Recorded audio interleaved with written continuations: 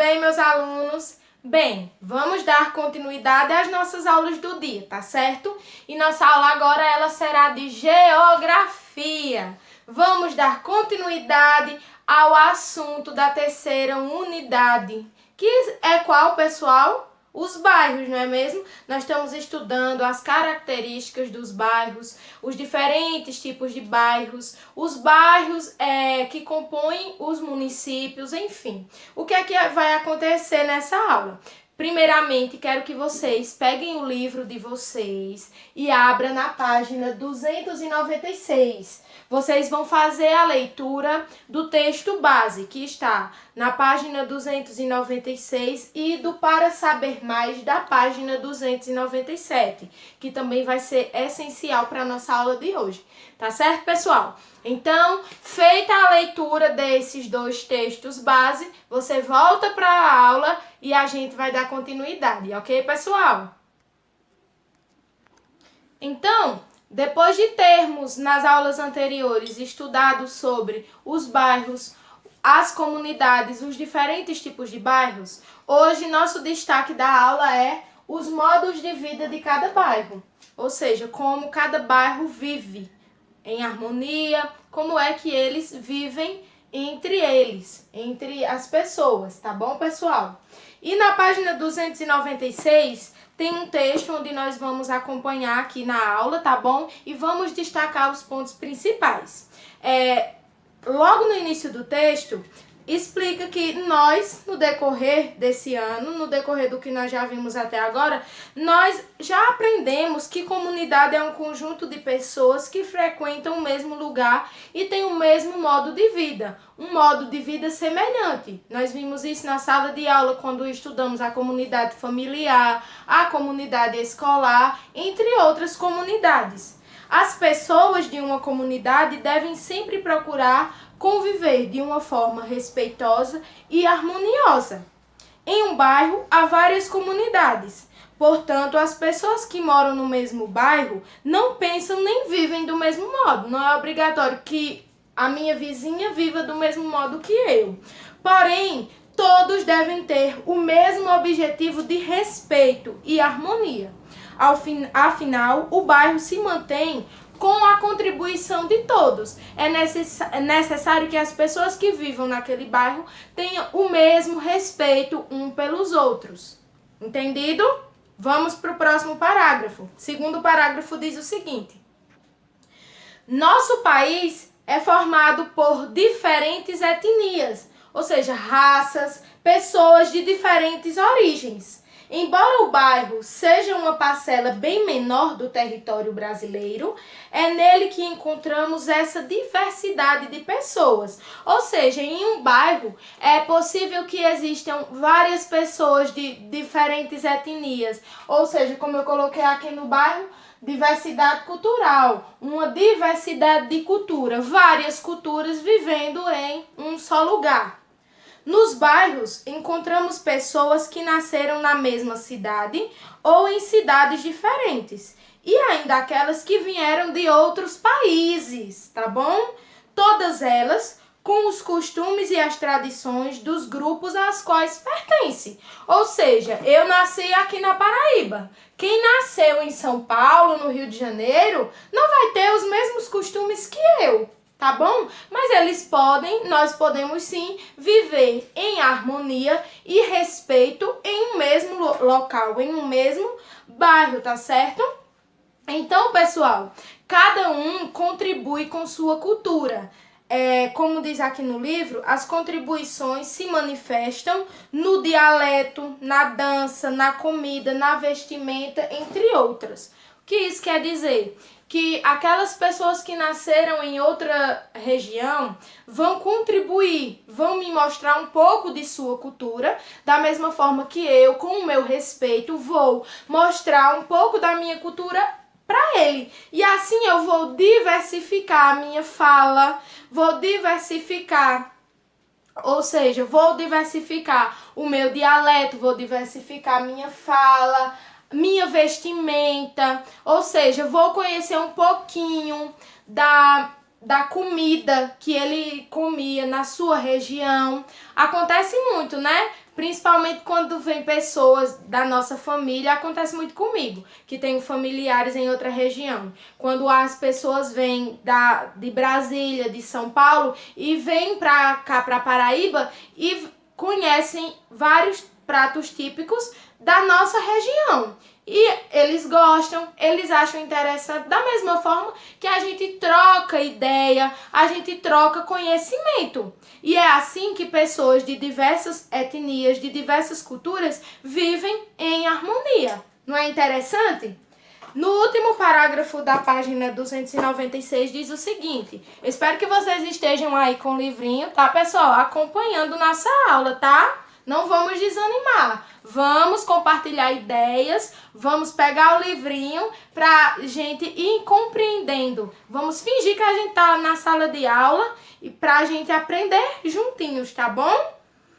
As pessoas mudam de cidade, de estado ou de país por diversas razões. Mas, na maioria das vezes, buscam uma vida melhor.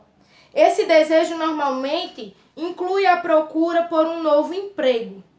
Assim, essas pessoas constituem uma nova força de trabalho e alguns até mesmo abrem novos estabelecimentos comerciais nos bairros. Suas contribuições não são apenas culturais, mas também econômicas. A gente tem aqui no nosso país um exemplo de várias pessoas que saíram dos seus países em busca de uma vida melhor, em busca de, como é que eu posso falar para vocês, de uma qualidade melhor de vida. E aqui abriram restaurantes, aqui abriram diversos tipos de comércio. Em Campina Grande nós temos um leque de várias pessoas que vieram do Japão, da China, e lá fizeram sua moradia, fizeram sua vida. Quando a gente anda pelo centro de Campina Grande, a gente encontra vários japoneses que estão lá procurando em busca de uma vida melhor. Não é muito interessante? É muito legal que o nosso país seja um país acolhedor, que acolham essas pessoas que vêm para cá em busca de um futuro melhor para os seus familiares e para eles mesmos. Tá certo, pessoal? No livro de vocês, nós temos 2 exemplos de pessoas que vieram de outros países e fazem vida aqui no nosso país. Nós temos uma dupla musical palestina, que vocês podem observar aí. E nós temos também um professor refugiado da República Democrática do Congo, que ensina francês no Rio de Janeiro, aqui no nosso país. Eu também vou mostrar para vocês nesse vídeo algumas fotos de alguns refugiados, de algumas pessoas que vieram de outros países e fizeram moradia aqui no nosso país, no nosso Brasil, tá certo? Então vocês observem aí, ok, pessoal?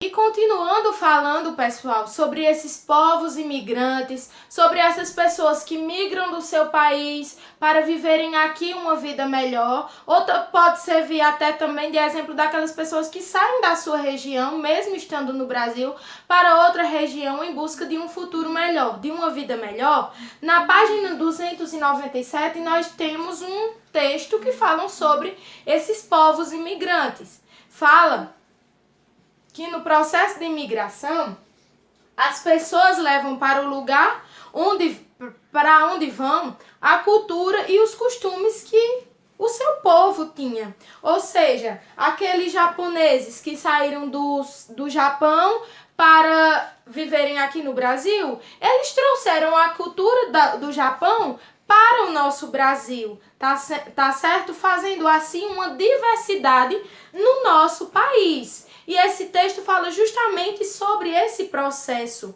tá certo?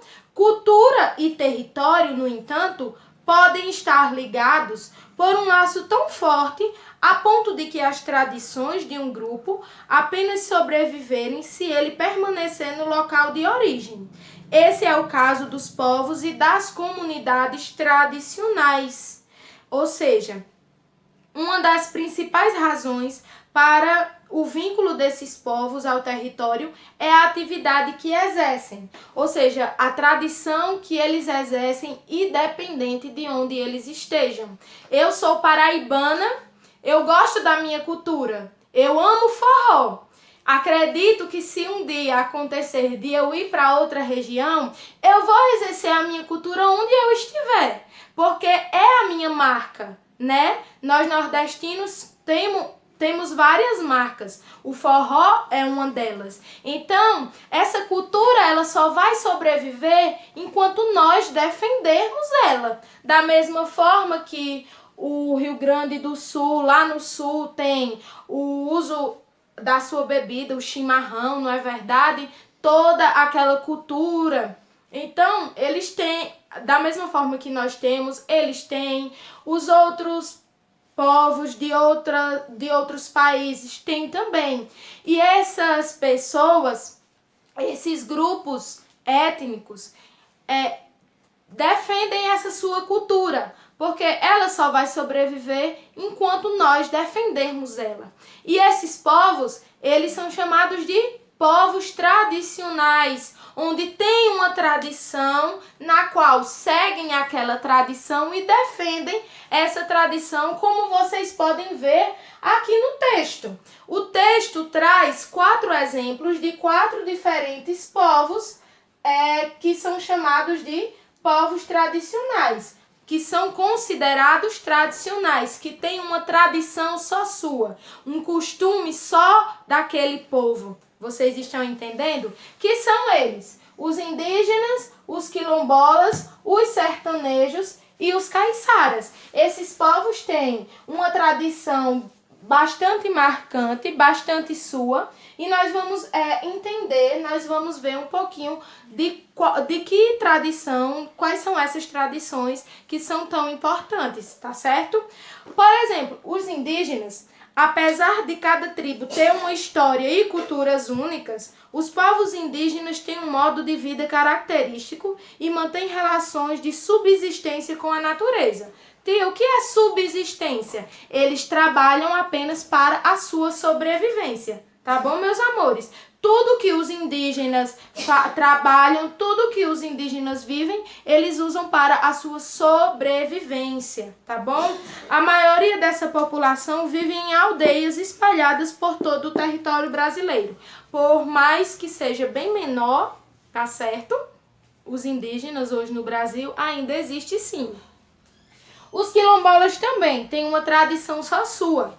Eles são descendentes que residem em terras de antigos quilombos construídos por pessoas escravizadas fugidas. Aqueles quilombos que abrigavam fugitivos, escravos fugitivos da senzala, que criaram ali uma tradição só sua, que criaram ali uma convivência entre eles e assim uma tradição.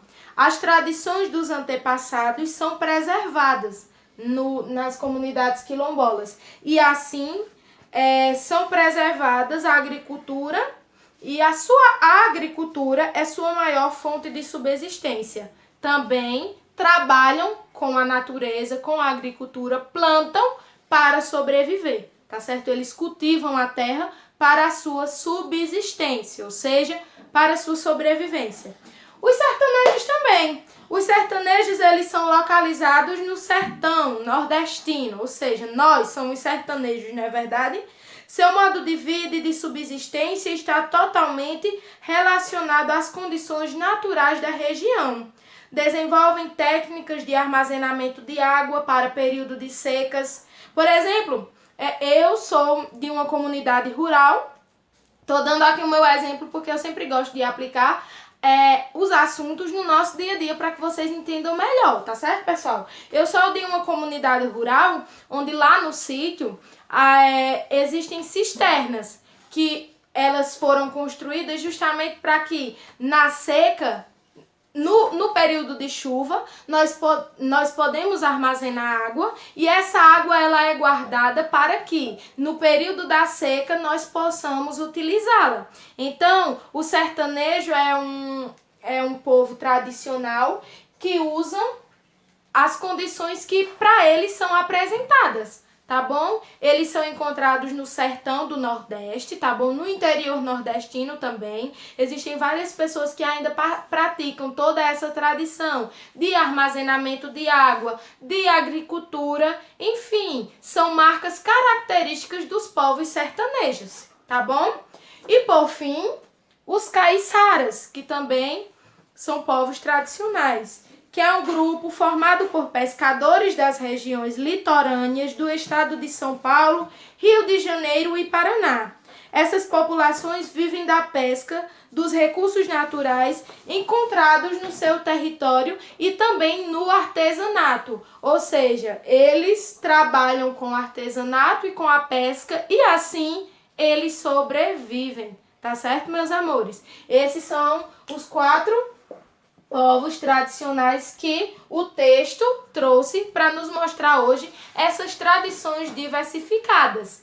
E nossa atividade, ela vai se basear nesses povos tradicionais, ok, pessoal? Esses povos tradicionais, eles têm uma história, eles têm a sua marca. E nossa atividade, ela vai se basear nisso, ok, pessoal? Então, pessoal, nossa atividade será a seguinte. Eu quero que vocês utilizem o recurso da internet e dessa vez para fazer uma pesquisa cultural. Ou seja, dentre esses 4 povos tradicionais aqui, indígenas, quilombolas, sertanejos e caiçaras, vocês vão escolher um desses, não os 4, tá? Apenas um. E vocês vão pesquisar no YouTube, tem muito conteúdo sobre esses povos tradicionais. Na internet, em sites seguros, vocês vão procurar saber mais um pouquinho sobre o modo de vida deles. E o que vai acontecer? Vocês, através dessa pesquisa, vão procurar entender como, por exemplo, se eu for procurar sobre os sertanejos, como é o modo de vida deles, como eles levam o dia a dia deles, as características interessantes dessa tradição, a cultura, vocês podem procurar sobre a comida, sobre os modos de trabalho deles, com que eles trabalham, tá bom? Fez essa pesquisa, adquiriu conhecimento sobre esse povo tradicional, sobre um desses 4 aqui, vocês vão gravar um vídeo curto para mim.